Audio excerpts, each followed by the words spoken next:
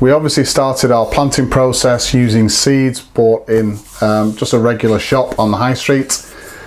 The idea of this video is to see if there is any real difference between spending extra money on a heated propagator versus a non-heated propagator, and both of them placed on the windowsill directly next to each other.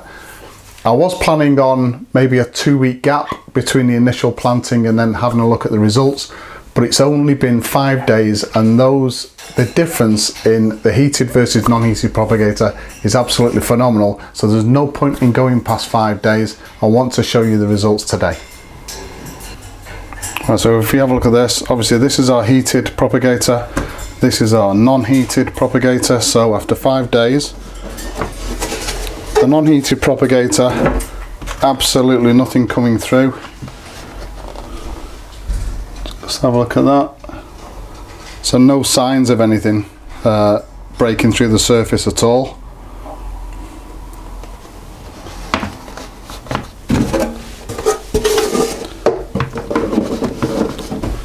Our heated propagator, lots of growth.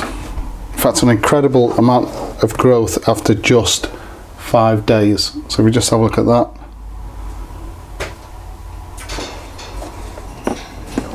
So the cucumber started to come through.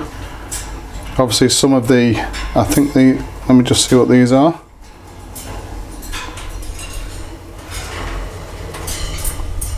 So that's our Roma tomatoes. Again, Roma tomatoes there.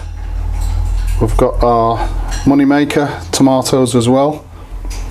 So plenty of growth being seen from the electric propagator. So quite clearly the investment in an electric propagator is absolutely well worth it. So what I'm going to do now, and the reason for filming this after 5 days, I'm going to start to transfer some plants over.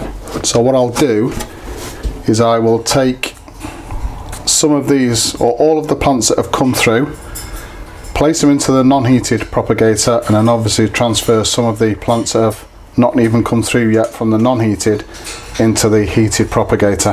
And I'll do that until hopefully all of the plant pots have some growth coming through them. So well worth investing in a heated propagator, quite clearly. So the one that I purchased wasn't that expensive. It's called from a company called Stewart Garden. So this was actually purchased from a store in the UK called Wilko. I think about £29.